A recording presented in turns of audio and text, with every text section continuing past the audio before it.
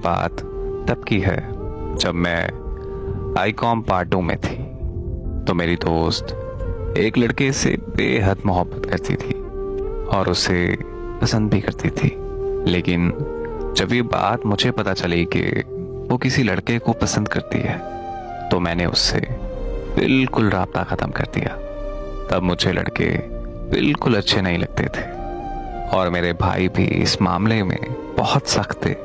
मेरी उस कॉलेज से पढ़ाई मुकम्मल हुई तो हम बिल्कुल अलग हो गए और मेरा राब्ता भी नहीं था उससे। 1 साल के बाद अचानक से वो मेरे घर आई और उसके साथ कोई लड़का भी था। लेकिन मैंने कॉलेज लाइफ में उस लड़के को कभी नहीं देखा था और ना ही उसने कभी मुझे देखा था।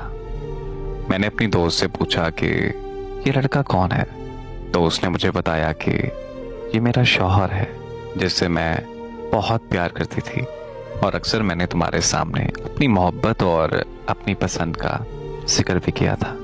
और देखो आज हमने शादी कर ली है। तब मैं उस वक्त ग्रेजुएशन कर रही थी और कॉलेज भी जाती थी। वो दोनों कुछ देर हमारे घर बैठे रहे और फिर उसके बाद चले गए। जाते हुए वो मेरा नंबर ले गई और अपने शौहर के नंबर से मुझसे बात करने लगी। इसी तरह हमारा दोबारा से राब्ता बहाल हो गया। कुछ दिन गुजरे तो उसका शौहर मुझे मैसेज करने लगा। मुझे कहने लगा कि जिस दिन से मैंने आपको देखा है उस दिन से मैं आपको भूल नहीं पा रहा हूँ। आप मुझे बहुत अच्छी लगी हैं और मैं आपको पसंद करने लगा हूँ। लेकिन मैं उस लड़के में बिल्कुल भी इंटरेस्टेड नहीं थी। मैंने उससे बात नहीं की। जब उसने मुझे ज़्यादा तंग किया तो मैंने उसका नंबर ब्लॉक कर दिया। लेकिन वो ना माना। उसने मुझसे किसी और नंबर से राब्ता किया।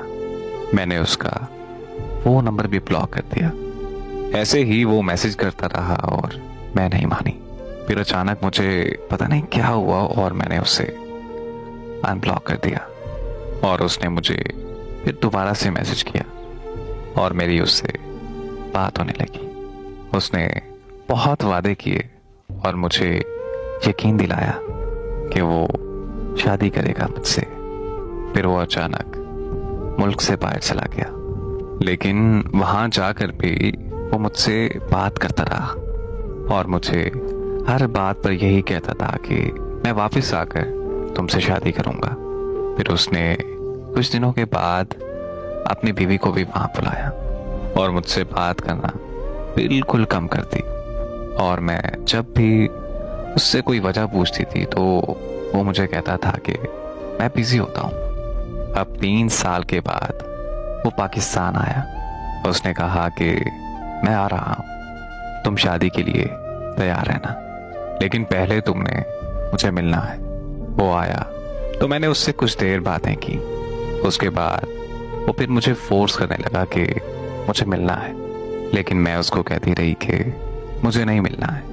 मैंने उसे कहा कि पहले शादी करो, लेकिन वो मुझे कहता कि शादी मैं बाद में करूँगा, पहले शादी के बाद वाला मुझसे ताल्लुक़ रखो। लेकिन मैं ऐसा हरगिज़ नहीं करना चाहती थी। मुझे बहुत प्यार है उससे, लेकिन ये बात वो नहीं समझ रहा। आज बहुत बेजार हो गई हूँ मैं अपनी ज़िंदगी से। आज मेरी सब लड़कियों से रिक्वेस्ट है कि ज़िंदगी में कभी भी किसी भी लड़के पर यकीन न करना।